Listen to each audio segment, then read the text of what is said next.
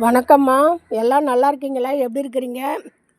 என்னோடய வியூவர்ஸ் சப்ஸ்கிரைபர்ஸ்லாம் நல்லா இருக்கணும், அவங்க கேட்டது கிடைக்கணும்னு கடவுளை பிரார்த்தனை பண்ணிக்கிறேம்மா. இப்போ நம்ம என்ன பார்க்க போகிறோன்னா பலாமரம் வீட்டில் வைக்கிறது எப்படி நம்ம வளர்க்கணுன்ற பார்க்க போகிறோம்மா. ஒரு 4-5 வருஷத்துக்கு முன்னே நம்ம பலாப்பழம் எலெக்ஷன் டியூட்டி பார்க்கும்போது பண்ருட்டிலேருந்து வாங்கிட்டு வந்தோம்மா. நல்லா கனிஞ்ச பழம். அதில் என்ன பண்ணிச்சு, பழத்திலே துளிர் வரும் கொட்டையில். அந்த மாதிரி ஒரு 4-5 கொட்டை இருந்ததும்மா. அது அப்படியே மற்ற செடிங்களோட பால்கனியில் அப்போ ஒவ்வொரு விதையும் ஊனி வச்சேன். அவங்க ஒரு 2 அடி 3 அடிக்கு வந்துட்டாங்கம்மா. என்ன செய்யுதுன்னு தெரியல. அப்போல்லாம் நான் வேலைக்கு போயிட்டு இருந்தேம்மா. ரொம்ப பரபரப்பான காலகட்டம். நான் என்ன பண்ணிட்டேன், அந்த பலாக்கன்று 3 கன்று எதிரில் கூட்டக்காரன் கோயில் இருக்குது, அந்த கோயிலுக்கும் ஒரு கன்று வந்து நம்மளது இன்னொரு வீடு இருக்குமா, அங்கேயும் வச்சுட்டேன். இப்போ நம்ம அத்தி மரத்தை காட்டி தான் உங்களுக்கு பலாப்பழ மரம் எப்படி வைக்கணும், பலாமரம்னு நான் சொல்ல போகிறேம்மா. தள்ளி விடாத பாருங்கள். முக்கியமான டிப்ஸ் இருக்குது. ஹெல்த்துக்கு முக்கியமான டிப்ஸ் இருக்குமா. மெயினாக ஹெல்த்துக்கு ஒரு டிப்ஸ் இருக்குது. அதாவதுமா, ஒரு கிராமத்தில் ஒரு தோட்டத்தில் நிலம் உள்ளவங்களுக்கு பெண் குழந்தை பிறந்தா, அந்த பெண் குழந்தை பிறந்த உடனே என்ன பண்ணிடணும், அவங்க ஒரு பலாக்கன்றை ஊனிடணும். ஒரு பொண்ணுக்கு ஒரு பலாக்கன்று, நீங்கள் 2 கூட வைக்கலாம். இந்த பொண்ணு 18 வருஷம் 20 வருஷம் வளரவும் அந்த பலாமரமும் வளர்ந்துக்கிட்டு வரும். இந்த பொண்ணு மேரேஜுக்கோ இல்லை ஹையர் எஜுகேஷனுக்கோ அப்போ இந்த பழங்கள் பலாமரத்தினுடைய பலன் அந்த பொண்ணுக்கு பயன்படும். இது ஒரு கிராமத்தில் சொல்லப்படுற வார்த்தை. நாங்களே கிராமத்தில் மீட்டிங் போட்டால் இதை சொல்லுவோம்மா. ஆமாம், ஏன்னா ஒவ்வொரு பெண் குழந்தைக்கும் ஒரு பலாமரம் வச்சோம்னா அந்த பெண் குழந்தைங்க வளர்ந்து இந்த பலாப்பழம் கொடுக்குற பலனில் அவங்களுக்கு மேரேஜ் பண்ணலாம், இல்லை ஹையர் எஜுகேஷனு எப்படியோ அந்த குழந்தைக்கு யூஸ்ஃபுல்லாக இருக்குமா. சரிங்களா? அப்படின்னு ஒரு ஐடியா இருக்குது. ஆனால் நம்ம எங்கள் கிராமத்தில் இருக்கோம். நாம் வச்சுருக்கிறது மாடி தோட்டமாக இருந்தாலும் பரவாயில்ல. இவ்வளோ பெரிய ட்ரம்மு வச்சுங்கம்மா.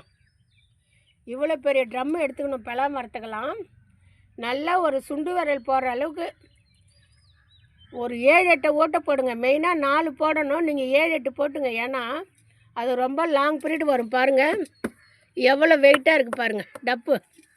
சரிங்களா? இந்த மாதிரி வாங்கிக்கணும்.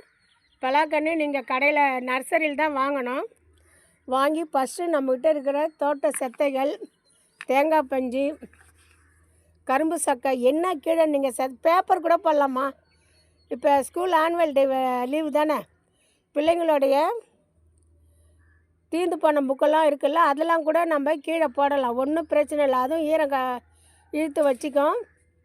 அப்புறம் தோட்ட மண், அப்புறம் செத்தை போட்டு கொக்கோ ஃபிட்டு 2 மரமா. கொக்கோ ஃபிட்டு ஈரத்தை தன்னகத்தில் வச்சுக்கும், வேறு காய விடாது. சரிங்களா? அதுக்கப்புறம் 2 மரம் செத்தை. அதுக்கப்புறம் எம்சாண்டோ ஆற்று மணலோ, ஏன்னா தண்ணி உங்களுக்கு கீழே சலசலன்னு இறங்கணும், அதனால் மணல் சேர்க்குறோம். சரிங்களா? அதுக்கப்புறம் செத்தமா. அதுக்கப்புறம் தோட்ட மண் 3 மரம் போட்டுட்டு மாட்டு சாணமோ இல்லை ஆட்டு சாணமோ போடணுமா. எரு போடணும். எருவை போட்டு நம்ம ஒரு 1/2 அடிக்கு பள்ளம் நோண்டி அதில் ஏதாவது கல் பிளாஸ்டிக்கு தட்டுப்படுதான்னு பார்க்கணும். நம்ம கையில் எந்த பிளாஸ்டிக்குமே அந்த ட்ரம்மில் இருக்கக்கூடாதுமா. இது ரொம்ப மஸ்ட்டு. பிளாஸ்டிக்கு கல் முள்ளுலாம் இருந்தால் வேர் பாதிக்கும். ஏன்னா வேர் ஃப்ரீயாக போகணும். சரிங்களா? பார்த்துட்டு இந்த பலாக்கன்றை வச்சு எரு போட்டதுக்கப்புறம் நீங்கள் கன்று வச்சிங்கன்னா அதனோட வளர்ச்சி அதிகமாக இருக்குமா. சரிங்களா? ஏன்னா வேர்களுக்கு ஊட்டச்சத்து அதிகம் உள்ளது எருவில் தான். போட்டுட்டு அது மேலே தோட்ட மண்ணை போட்டு நம்ம நல்லா அழுத்தி விட்டுடணுமா. மேலே இருக்கிற ஆக்சிஜன் அவங்களுக்கு போகக்கூடாது. அவங்களுக்கு தேவையானது நைட்ரஜன் தான். இப்போ எல்லாம் ரெடி பண்ணிட்டீங்க, மாடி தோட்டத்தில் வச்சிட்டிங்க. Very good. இப்போ நம்ம ஹெல்த்து இஷ்யூ பார்க்க போகிறோம். சரிங்களா? ஒரு 40 ஏஜுக்கு மேலே 50 ஏஜுக்கு மேலேன்னு கூட வச்சுக்கலாம். நம்ம தூக்கத்தில் நமக்கு கையெல்லாம் மறுத்து போகுதுமா. ஒரு சில நேரம் அப்படியே விருன்னு இழுக்க மறுத்து போய், இது என்னுடைய அனுபவமா. அப்போ நம்ம என்ன இப்படி மறுத்து போகுது. அதனால் நம்ம பெட்டு மேலேயோ பாய் மேலேயோ தலைக்காணி மேலேயோ கையை வைக்கக்கூடாதுமா நம்ம தூக்கத்தில். கை வந்து நம்ம ஹெல்த்து மேலே தான் இருக்கணும், நம்ம உடல் மேலே தான் இருக்கணும். ஒரு கை மேலே ஒரு கை போடுறது, காலில் இந்த மாதிரி கையை வச்சா அந்த மறுக்கிறது இல்லைம்மா. நான் உணர்ந்ததை சொல்கிறேன். ரெண்டாவது, தூக்கத்தில் நம்ம முட்டியை மடக்கி வச்சு தூங்கும்போது முட்டி சில சமயம் வந்து நீட்ட முடியாது, ரொம்ப வலிக்கும். இதை எல்லாரும் அனுபவிச்சிருப்பாங்க. அப்போ என்ன செய்யணும், நமக்கு நல்லா விழிப்பு இருக்கும்போது கால் முட்டியை மடக்கி வச்சுக்கணுமா. கண்ணை இழுத்துட்டு போது தூக்கம் வருதுடும் போது காலை நீட்டிடணும். நம்ம தூக்கத்தில் மடக்கினா நமக்கு தெரியாது, அது நோ ப்ராப்ளம். சரிங்களா? நாம் வந்து மடக்கிட்டோம்னா அந்த கால் வலி தெரியாதுமா. இது வந்து யாரும் சொல்லித்தரல, என்னுடைய அனுபவம். நான் ஆஃபீஸ் ஸ்டாஃபுக்கும் சொல்லியிருக்கேன். ஆமாம் மேடம் நாங்கள், அதனால் இதை நீங்கள் ட்ரை பண்ணுங்கள். இது வந்து ஹெல்த் இஷ்யூ. அடுத்து நம்ம பலாமரத்தை பற்றியே பார்ப்போம். நல்லா ஸ்ட்ராங்காக அழுத்தி விட்டுட்டோம். அப்படியே தண்ணி ஊற்றிக்கிட்டே வரீங்க. ஒரு வாரத்துக்கு ஒரு தடவை இயற்கை ஃபெர்டிலைசர் தான்மா. தயவு செய்து ரெக்வஸ்ட் பண்ணி கேட்குறேன், இயற்கையை தான் கொடுக்கணும். ஏன்னா நாம் பழமரம் நம்ம தோட்டத்தில் வைக்கிறோம் போது மருந்து இல்லாத சாப்பிட்ணும். நமக்கு ஆரோக்கியமும் ஹெல்த்தும் ரொம்ப முக்கியம் இல்லையா? அதனால் மணிலா புண்ணாக்கு ஊற வச்சு லிக்விடாக கொடுங்க. மீன் அமினோ அமிலம் தயாரிக்க முடியலன்னா கடையில் வாங்கிக்கிங்க. நான் எப்படி தயாரிக்கணும்னு வீடியோ போட்டிருக்கேன், வீடியோ வேணால் அம்மு தோட்டத்தில் பாருங்கள். அமினோ அமிலம் 1 வாரம். ரெண்டாவது, கிச்சன் வேஸ்டேஜ் 1 வாரம். அடுத்து பஞ்சகாவியாக போடலாம். அடுத்தது, இதுக்கு வந்து வெள்ளைப்பூச்சி வராதுமா, பஞ்சகாவியாக யூஸ் பண்ணலாம். நம்ம கிச்சன்லே இருக்குது முக்கால்வாசிக்கு தேவையான இயற்கை உரங்கள். சரிங்களா? வாரத்துக்கு ஒரு தடவை போடணுமா. நல்லா கவனிச்சிங்க.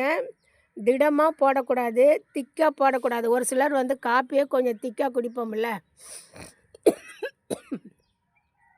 அந்த மாதிரி திக்காலாம் இருக்கக்கூடாதுமா. லிக்யூடாக தான் இருக்கணும். அந்த மாதிரி திக்காக இருந்ததுன்னா மேலே மண் இருக்குல்ல, நம்ம பலாக்கன்று மேலே மண், இது வந்து என்ன ஆகிடும், டைட்டாகிடும். டைட்டானோடனே ஏர் வந்து வேருக்கு போகாது. ஏன்னா அந்த டைட்னஸ்ஸு ஒரு மாதிரி ஸ்ட்ராங்காக போய் அந்த சாதம் வடித்தா ஒரு ஏடு படியுது இல்லைங்களே, அந்த மாதிரி திக்னஸ்ஸாக போய் பிடிச்சிருமா. நம்ம எதுவுமே லிக்விடாக கொடுக்கணும். 1 மாதத்துக்கு ஒரு தடவை அந்த பலா மரத்து வேரில் இருக்கிற மண்ணை கிளறி விடுங்க. தாராளமாக கிளறி விடலாம். வாழைப்பழம் அமினோ அமிலம் கொடுக்கலாம். இதாம்மா பலாமரம் 10 வருஷம் 8 வருஷம் 7 வருஷம் சென்று பலன் கொடுக்குறதுலாம். இப்போல்லாம் 2 வருஷத்தில் 3 வருஷத்துலேயே பலன் கொடுக்குது. ஆன்லைனில் வாங்கவே பயமாக இருக்குமா. இப்போல்லாம் நாம் ஒன்று கேட்டால் அவங்க ஒன்று கொடுக்குறாங்க. ரெண்டாவது வந்து MSS தான் கேட்குறாங்க கொரியருக்கு. அது நான் இருக்கிற இடத்துல எங்கே இருக்குதுன்னு தெரியல, நான் விசாரிக்கணும். இதெல்லாம் இருக்குது ஆன்லைனில். நாம் ஒன்று கேட்டால் அவங்க ஒன்று கொடுக்குறாங்க. நான் எந்த ஆன்லைனையும் குற்றம் சொல்லலாமா, எனக்கு நடந்ததை நான் சொல்கிறேன். ஒரு மஞ்சள் அடுக்கு செம்பருத்தின்னு வாங்கி ஏமாந்துருக்கேன். ரெண்டாவது பிளாக் ரோஸுன்னு வாங்கியே 3 மாதம் ஆகுது, இன்னும் மலரலை. இதெல்லாம் வந்து நம்ம வெளியில் ஆன்லைனில் வாங்கி ஏமாந்தது. நம்ம டைரெக்டாக போய் வாங்கணும். அந்த மாதிரி ட்ரை பண்ணி பாருங்கள். இப்படி தான் வந்து பலா மரம் வளர்க்கணும். மேலே மாடியில், கீழே தோட்டத்தில் என்னென்னா நீங்கள் பிரச்சனையே இல்லைம்மா. 3/4 அடி 6 அடி பள்ளம் நோண்டி வேற வச்சு நல்லா நிழல் இல்லாத இடமா இருக்கணும். மஸ்ட்டு, அது ரொம்ப ரொம்ப மஸ்ட்டு. நிழல் இல்லாத இடமா இருக்கணும். சூரிய ஒளி படணும். எலுமிச்சை அந்த பலா மரத்தில் அதெல்லாம் பார்த்துக்கணும். அப்புறம் அந்த வேரை சுற்றி நியூஸ் பேப்பரு, அது பிளாஸ்டிக் கவரு, கல் முட்டி இல்லாத இருக்கான்னு பார்த்துங்க. அரிசி கழுவின தண்ணியெல்லாம் ரெகுலராக ஊற்றாதீங்க. வாரத்தில் 2 நாள் 3 நாள் ஊற்றுங்க. இப்படி கீழே பூமியில் மேலே வந்து நான் சொன்ன மாதிரி பலாக்கன்று வைக்கணும். பாருங்கள், என்கிட்ட இருந்தது. இந்த மாதிரிலாம் நான் ஃப்யூச்சரில் யூடியூப் போவேன்னா நான் மேலே கொண்டாந்து அப்போ நட்டிருப்பேம்மா. பட் வந்து என் கோயிலில் கொடுத்துருக்கேன்ல, அது கோயிலில் பழுத்தாலும் நாம் இப்போ எப்படியாவது போனால் பார்க்கலாம்ல, அது ஒரு மனசு சந்தோஷமாக. எல்லோரும் பலாமரம் வரீங்க, தோட்டம் வைக்கிறதுக்கு உங்களுக்கு தண்ணி ஊற்ற முடியாது, டைம் இல்லை, எல்லாம் ஆளுக்கு ஒரு வேலைக்கு வருவீங்கன்னா நோ ப்ராப்ளம். பழமரம் வச்சுடுங்கம்மா. பழமரம் வச்சிங்கன்னா 2 நாளைக்கு 3 நாளைக்கு ஒரு தடவை கூட தண்ணி ஊற்றலாம். மழை நாளில் நீங்கள் பார்க்கவே தேவையில்லை. மழையில் கடன்னு வளர்ந்துருவாங்க. இப்படி உங்களுக்கு 2 வருஷம் வந்துடும். தோட்டத்தில் நீங்கள் பலாப்பழம் சாப்பிட்லாமா. ரொம்ப நன்றிம்மா. நான் வந்து அம்மு தோட்டம் சேனல் வச்சுருக்கேன், பாருங்கள், உங்களுக்கு கண்டிப்பாக பிடிக்கும். பழ வகைகள் எப்படி வைக்கணும்னு டெமோ இருக்குது. கொடி வகைகள் எப்படி வைக்கணும்னு எல்லாத்துக்குமே டெமோ இருக்குது. கொடி வகை, காய்கறி வகை, விதை போடுறது, தண்ணி எப்போ நம்ம வெய்ய நாளில் தெளிக்கணும், செடிங்களை எப்படி பாதுகாக்கணும். இது இல்லாத மதியம் ஓனாகவே நான் எழுதி டெஸ்ட் மாதிரி போடுறேம்மா. இன்றைக்கி 2 மணிக்கு போடுவேன். உங்களுக்கு பயனுள்ளதாக இருக்கும். பாருங்கள்.